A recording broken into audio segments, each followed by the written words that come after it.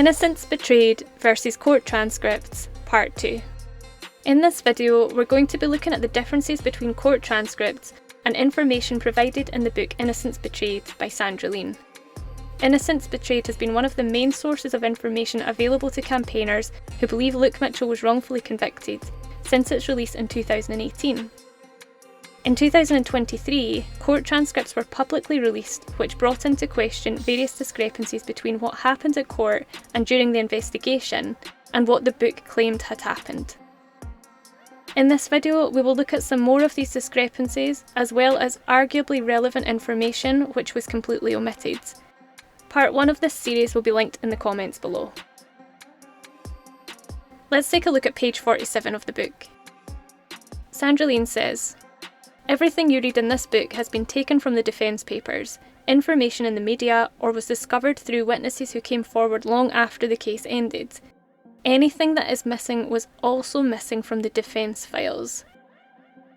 On 15th of October 2023, Sandra Lean stated on a podcast with Bob Ruff that the defence have around 80% of the court transcripts. She has also said on other occasions that transcripts are part of the defence files that she has in her possession. But is it really the case that anything missing from the book was also missing from the transcripts or the defence files? Let's have a look. Andrina Bryson could not guess an age. Page 122 and 123 of Innocence Betrayed.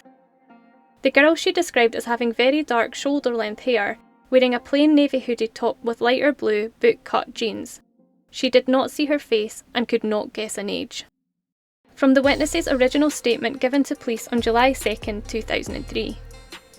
"I would describe the girl as female, white, approximately 15 to 16 years, 5 foot 5 inches, slim build, dark hair, quite thick, not straight, possibly a wavy wave or curl through it.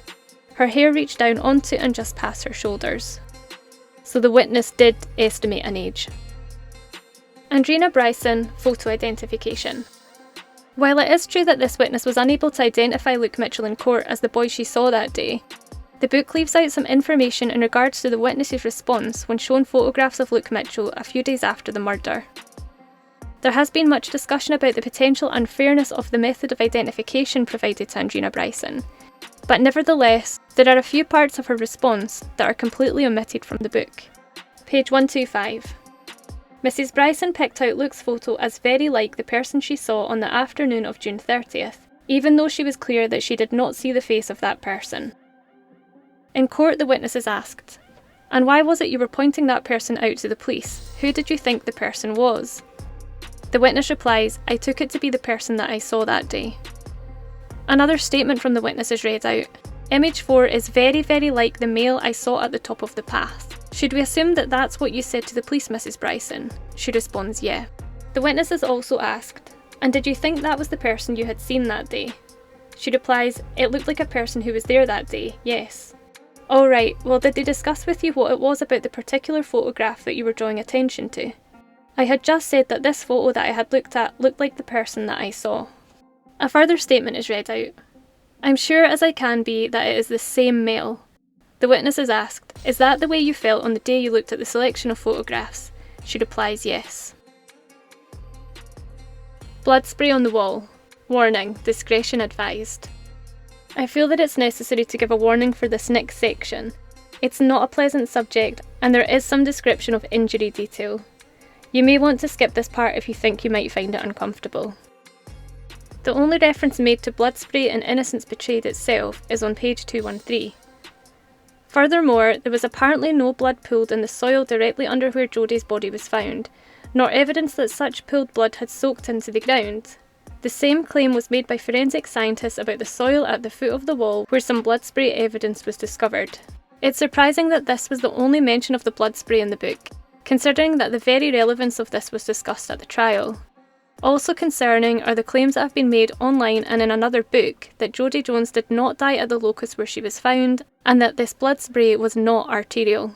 Part of this speculation seems to come from the alleged lack of blood at the scene and in the area where Jodi's body was found. Claims have been made online by the author of Innocence Betrayed that there is no evidence that the blood spray on the wall was arterial, and that it is not confirmation that Jodi died in that area. This is entirely different to what pathologist Anthony Busittil said at trial. During his testimony, Professor Anthony Busittil is asked, "We've heard that the pattern of blood staining there, at least in parts, is consistent with what you might find by way of a large severed blood vessel." He replies, "I totally agree with that, yes." "Alright, does that tend to tell you anything as to where the young girl was when the cutting fatal injuries to the throat were inflicted?" The pathologist replies, "It suggests very strongly that the final cut, which killed her on the neck, happened very close to home." And of course, if she was at or against the wall when the throat injuries were inflicted, that's where she would have died. He replies, "Indeed." Because the spray on the wall also suggests that that was, I suppose it would probably be the carotid artery. It looks like an arterial spurt, yes.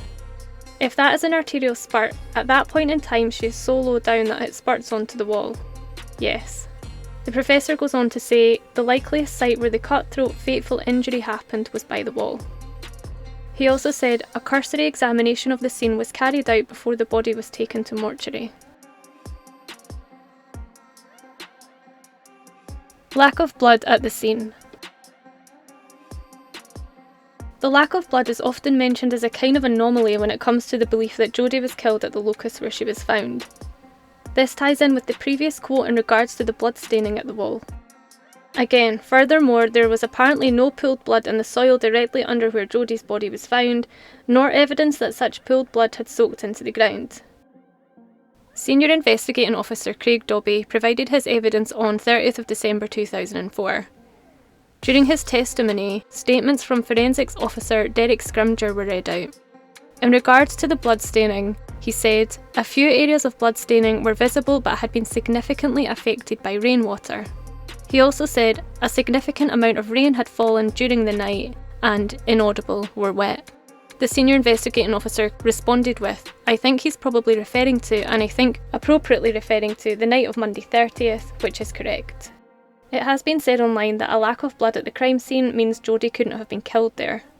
But it's something that hasn't been mentioned by campaign leaders, or in the book, that it rained heavily before police arrived at the scene on the evening of Monday 30th, and that the forensic expert had mentioned rain as not only having some effect on the blood staining, but a significant effect.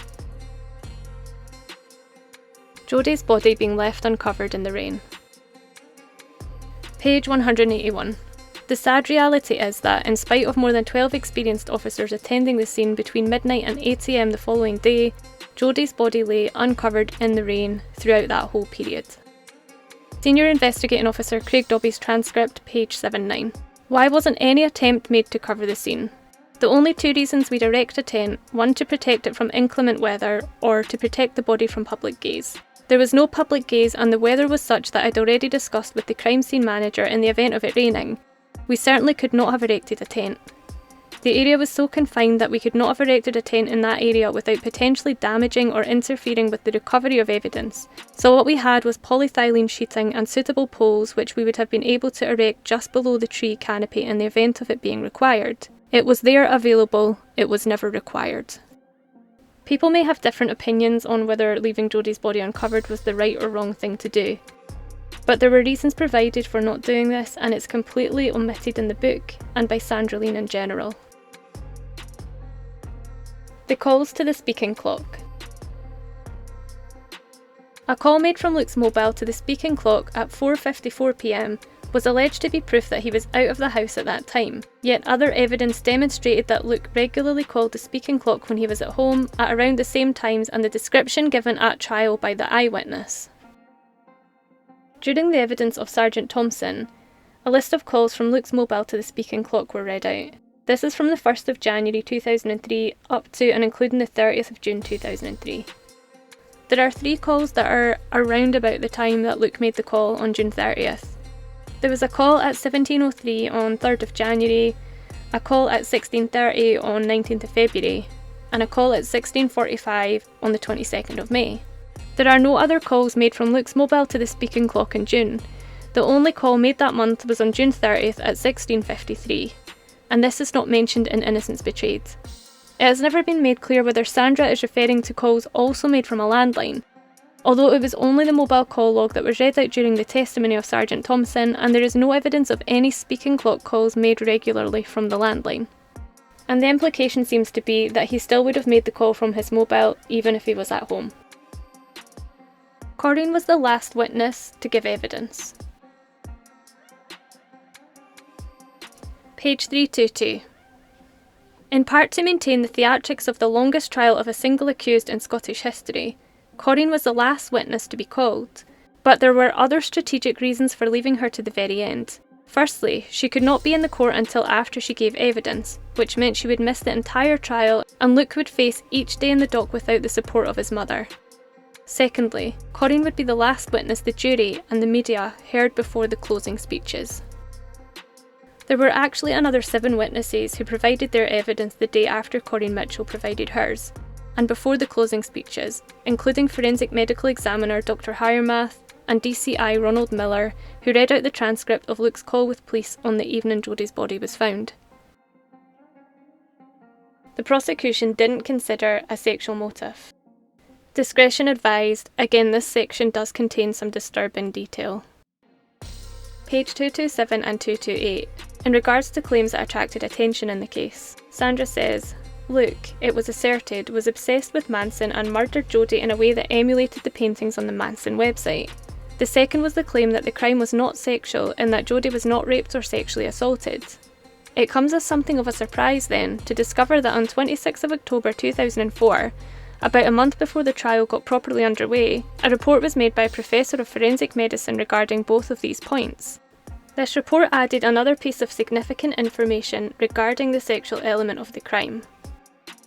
The whole police and prosecution approach was based on an understanding that proof of a sexual element would, of necessity, be what most of us would understand as straightforward or obvious evidence, the presence of semen, injuries consistent with forced sexual contact, and so on. But what investigators were dealing with was far from obvious or straightforward. The psychological makeup of whoever did this to Jodi was far from straightforward, even if there could be such a thing as a straightforward murder and there were specific clues to that psychological makeup in the manner and detail of the attack on Jodi. The report addressed the issue specifically, pointing out that the post-mortem injuries may have reflected piquerism, that is to say, gaining sexual pleasure from cutting and stabbing. This was obviously no ordinary means of gaining sexual pleasure, yet was completely ignored by investigators, the prosecuting team, and sadly it seems, the defence team as well. Although if the prosecution did not suggest in court that the murder was sexual in nature, it would have been difficult for the defence to introduce this evidence. But the possibility of a sexual element was discussed in court. On 29th of December 2004, during the evidence of Sergeant Thompson, the jury are asked to leave so that Donald Finlay could object to the use of Luke's Section 14 interrogation, due to the fact he believed it was manifestly unfair. Finlay reads out a statement from the Section 14 interrogation. This is from the police on the 14th of August 2003. OK, we've spoken to psychologists during this inquiry and they're telling us the circumstances surrounding Jodi's body was probably a sexual motive. Is that the reason why you did this? Was it some sort of arousal you get for the reason you have done this? Finlay continues, Well, my lord, if the police have reports from psychologists saying that there was a sexual motive, I would like to see them. There is no psychologist the defence has spoken to who has said anything of the sort, and in the absence of actually seeing reports to that effect, one has to doubt the veracity of that assertion. So they did attempt to use an interview in which a sexual motive was mentioned and whereby Luke was questioned on the basis of this. Clearly, at one point investigators did seem to believe that a sexual element may have existed. It's unclear whether this particular part of the interview would even have been read out to the jury. It was, however, Donald Finlay, Luke's defence QC, who argued not only against the use of the interview, but against there being any evidence of the existence of any sexual motive. The judge's resolution was to allow certain excerpts from the interview to be used, but that the advocate depute did not seek to bring out certain passages in which the police referred to information they said they had, or in which they expressed their own views about the accused's credibility. But that isn't the only time sexual motivation was discussed at the trial. During the evidence of Anthony Besitel, the pathologist, the purpose of the attack is discussed. The advocate depute said, One, I suppose, couldn't rule out that there was a sexual motivation here. The pathologist replies no. They then go on to discuss that studies of American serial killers, for example, show often that the driving force behind the crime is the pleasure of killing. So a possible sexual motive was discussed by the prosecution. It was Luke's own defence team who appeared to dismiss this. As always, the point of this video isn't to argue guilt or innocence, but to highlight discrepancies between claims made in the book Innocence Betrayed by Dr. Sandra Lean regarding what happened at the trial or during the investigation, and information from the transcripts that tell us otherwise. It's also about missing information. Is it true that if it wasn't in the book, it wasn't in the defence files? Thank you for watching, and remember, if anyone gives you a hard time for doing your own research and tells you just to trust one source, it's probably a big red flag.